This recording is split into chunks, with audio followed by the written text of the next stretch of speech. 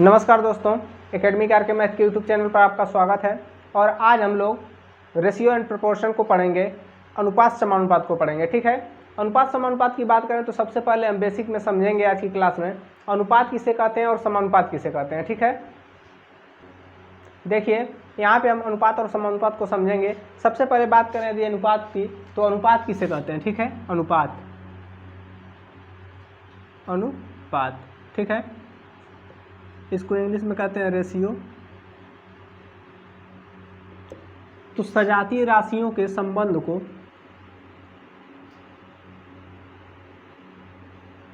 सजातीय राशियों के संबंध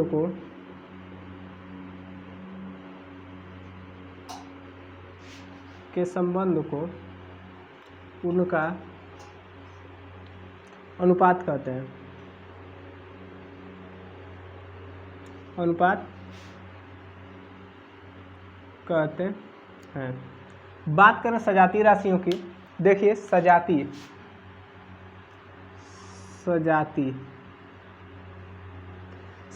का मतलब होता है, सजाती का मतलब समान पद। समान पद की बात करें तो समान पद को देखा जाए यदि, तो देखिए मान लीजिए यहाँ पे 2x है और यहाँ पे 4x है। तो देखिए ये जो गुणांक होता है, ठीक है, जो एक गुणांक होता है यह अलग अलग हो सकता है, मगर क्या है, ये जो पद है ये समान रहेंगे हमेशा। ठीक है, ये जो अल्फ़ाबेट है ये हमेशा समान रहेंगे। इसमें x है तो यहाँ भी x ही होगा। और विजातीय की बात करें यदि,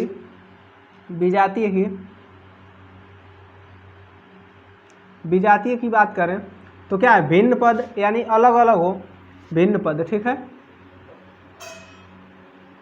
भिन्न पद यानी अलग अलग। देखिए यहाँ पे यदि 2x है तो यहाँ पे 4xy हो सकता है। ठीक है, यहाँ पे जो y है क्या है, इससे मैच नहीं करेगा, इसलिए क्या है, ये विजातीय पद है। ठीक है, सजातीय का पद का मतलब जैसे गुणांक तो हमेशा बदल सकता है, मगर जो पद है ये अल्फ़ाबेट जो है ये हमेशा क्या है, समान रहेगा, तब ये क्या है, सजातीय राशियाँ कहलाएंगी, यानी सजातीय पद कहलाएंगे। और विजातीय का मतलब कि गुणांक इसमें भी चेंज हो सकता है, मगर ये जो अल्फ़ाबेट है इसमें क्या है, हमेशा चेंज रहते हैं, एक समान नहीं रहते हैं। इसे क्या कहते हैं, हम विजातीय पद कहते हैं। ठीक है, तो अनुपात को हम समझ लिए, दो सजातीय राशियों के संबंध को उनका क्या कहते हैं, अनुपात कहते हैं। जैसे मान लीजिए यहाँ पे हम ये भी कह सकते हैं, मान लीजिए यहाँ पे देखिए 12 संबंध 6। ठीक है, तो यदि इनको 12 और 6 का अनुपात हमको बनाना हो तो देखिए अभी ये कटेगा, 6 कम 6, 6 दूना के 12। यहाँ पे देखिए दो संबंध 1 आया। एक चीज़ और इसमें देखिए, अनुपात वह छोटा से छोटा रूप होता है किन्हीं दो संख्याओं का, अनुपात वह छोटा से छोटा रूप होता है जिसका क्या है, अनुपात में बदलने के बाद दोनों अनुपात का यदि मौसा निकाला जाए तो हमेशा क्या प्राप्त होता है, 1 प्राप्त होता है। ठीक है, हमेशा उसका मौसा 1 प्राप्त होता है, वह क्या होता है, अनुपात कहलाता है। ठीक है, तो अनुपात का सिंबल जो होता है, सिंबल जो होता है अनुपात का कुछ इस प्रकार का होता है। और यहाँ पे समानुपात का सिंबल की बात करें यदि, समानुपात का, तो कुछ इस प्रकार का होता है। ठीक है, हम इसको आगे पढ़ाएंगे समानुपात को अभी। देखिए इसके बाद देखिए यहाँ पे हम समानुपात को समझेंगे अब। तो समानुपात की बात करें यदि हम आपसे, समानुपात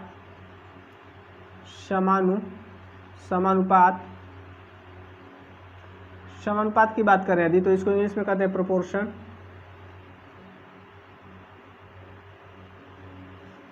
प्रोपोर्शन। देखिए इसका यदि डेफिनेशन देखा जाए समानुपात का, तो इसका डेफिनेशन होता है, यदि दो राशियां, यदि दो अनुपात परस्पर समान हो तो उनके चारों पद समानुपाती कहलाएंगे।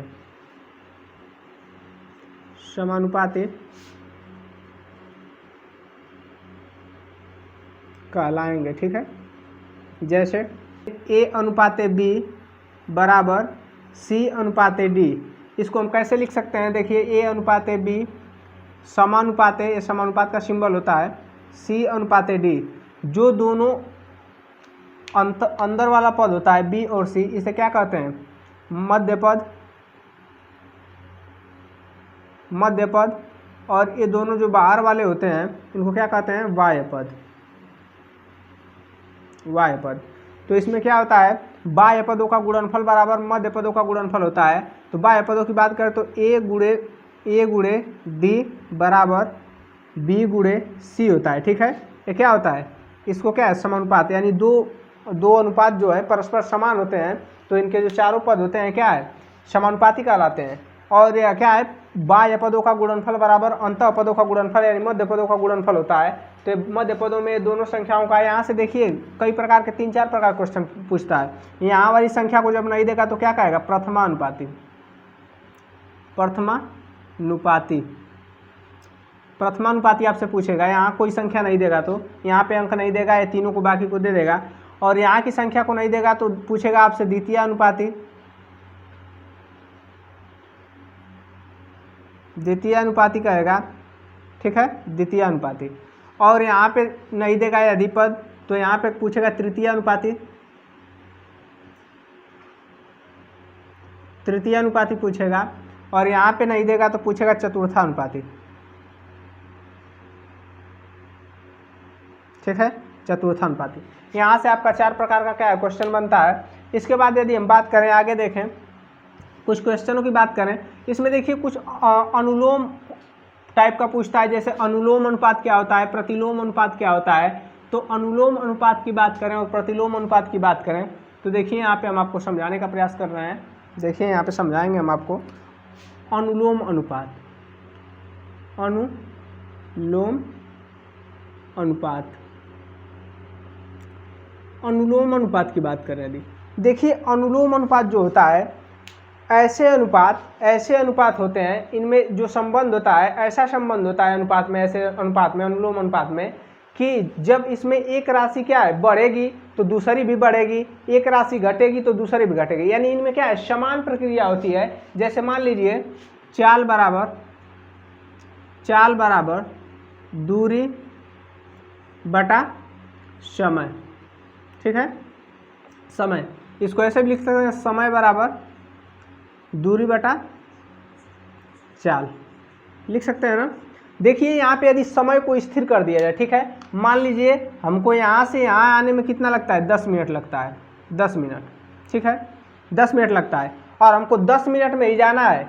तो देखिए यदि हमारी चाल क्या है, हमारी दूरी और चाल की बात करें, यदि स्पीड को हम बढ़ा देंगे, चलना हमको 10 मिनट है, यदि स्पीड को हम बढ़ा देंगे तो दूरी क्या है, ये दूरी हम अधिक तय करेंगे, क्योंकि स्पीड को बढ़ाएंगे तो कुछ और दूर तक जाएंगे 10 मिनट में।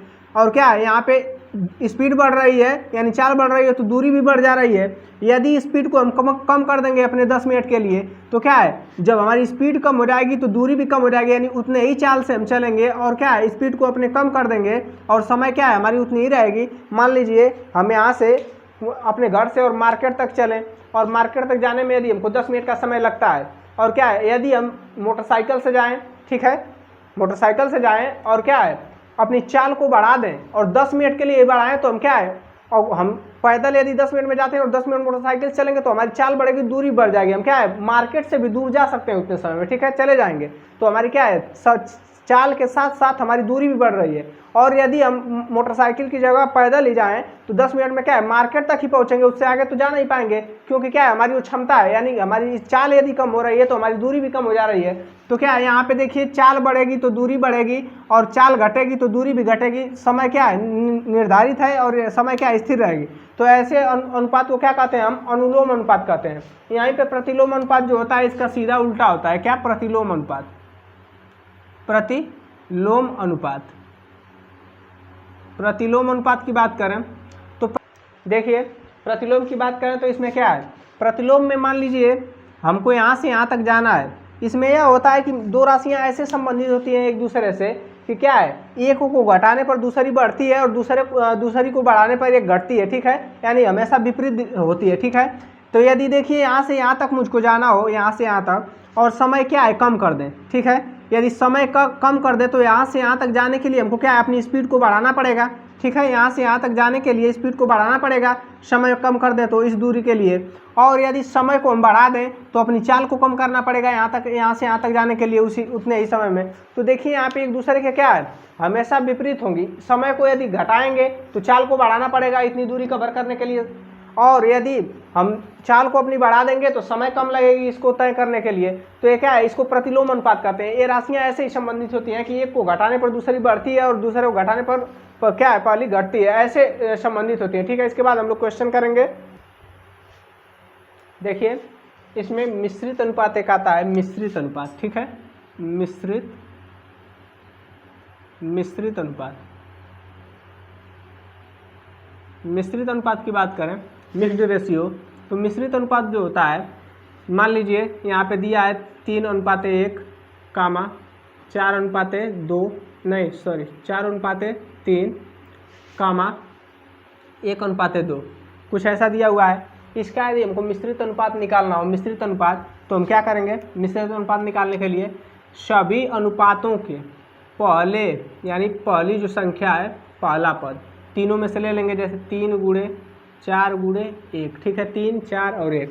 फिर दूसरे वाले पद को लेंगे, इसको इसको, तो यहाँ पे अनुपात का चिन्ह लगाएंगे और यहाँ पे क्या होगा, 3 गुणे सॉरी 1 है यहाँ पे, 1 गुणे 3 गुणे 2। अब देखिए यहाँ पे 4 3 12 1 कम 12 और यहाँ पे 3 दूना के 6 1 कम 6, तो यहाँ पे 12 संबंध 6 बना और इसको काटेंगे तो क्या बनेगा, 6 कम 6 6 दूना के 12, 2 संबंध 1 बनेगा। ये क्या बना, हमारा मिश्रित अनुपात। यानी इन तीनों अनुपातों को मिलाकर जो हमारा बना 2 संबंध 1, ये क्या बना, हमारा मिश्रित अनुपात बना। इसी प्रकार हमको एक पूछता है वर्गानुपात। क्या, वर्गानुपात। वर्गानुपात जो होता है, वर्गानुपात, इसको देखिए, वर्गानुपात को यदि हम डिफाइन करें तो वर्गानुपात ऐसी संख्याओं का अनुपात होता है, ऐसा अनुपात होता है जो किसी संख्या के वर्गों का अनुपात होता है। जैसे मान लीजिए वर्गानुपात की बात करें, यहाँ पे देखिए वर्गानुपात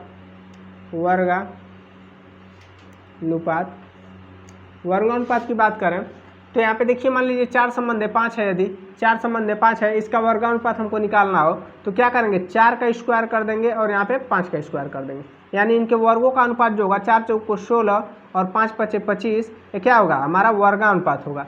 इसी प्रकार यदि हम बात करें, देखिए यहाँ पे आता है वर्गानुपात के बाद आता है हमारा आधानुपात। आधानुपात आता है।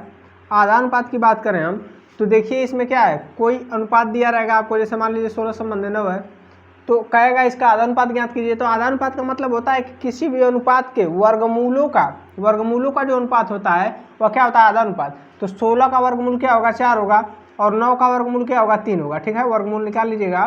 तो ये जो इसके वर्गमूलों से जो अनुपात बनता है, अनुपात की संख्याओं के वर्गमूलों से जो अनुपात बनता है उसको आधानुपात कहते हैं, यानी वर्गमूलानुपात भी इसको कह सकते हैं। और वर्गानुपात का मतलब कि किसी भी अनुपात की जो संख्याएं होती है उन संख्याओं के वर्गों के से जो अनुपात बनता है। जैसे मान लीजिए 4 संबंध 5 के, यानी 4 के वर्ग और 5 के वर्ग 16 संबंध 25 जो अनुपात बना, इसे वर्गानुपात कहते हैं। इसी प्रकार देखिए आप कह सकते हैं, यहाँ पे आता है आपका एक आएगा आपका, मान लीजिए वर्गानुपात के बाद देखा जाए तो घनानुपात आएगा। क्या, घनानुपात आएगा। घनानुपात इसको क्या है, घनानुपात में क्या होता है, किसी भी अनुपात की संख्याओं का क्या है, घन करके और उससे जो अनुपात बनाते हैं उसको घनानुपात कहते हैं। और इसी प्रकार इसमें क्या है, घनानुपात के बाद आएगा आपका घनमूलानुपात आएगा। घनमूलानुपात को क्या कहते हैं हम, तिहरा अनुपात भी कहते हैं। ठीक है, तिहाई अनुपात भी कहते हैं। और तिहाई अनुपात की बात करें हम तो देखिए तिहाई अनुपात की बात करें तो उसमें क्या है, संख्याएं आपको दी रहेंगी अनुपात में, जैसे यहाँ पे आधा अनुपात निकालें उसी प्रकार क्या है, इन संख्याओं का घनमूल निकालेंगे आप। और घनमूल निकालने के बाद जो आपका अनुपात बनेगा वो क्या होगा, घनानुपात होगा। जो घनानुपात दिया है इसका क्या है, तिहरा अनुपात या तिहाई अनुपात होगा। ठीक है, तिहाई अनुपात होगा। तो आज की वीडियो जो थी हमारी अनुपात समानुपात पे बेसिक थी और कुछ डिफिनेशन टाइप की वीडियो थी, एकदम थ्योरी बेस्ड थी। और जो इसको मान लीजिए समझ लेगा जो भी अच्छे से, आगे के जो भी क्वेश्चन होंगे 0 लेवल से लेकर और हाई लेवल तक के क्वेश्चन आपको अच्छे से समझ में आएंगे और मुझे समझाने में भी थोड़ा आसानी प्रदान होगी। और आज की वीडियो में बस इतना ही, धन्यवाद।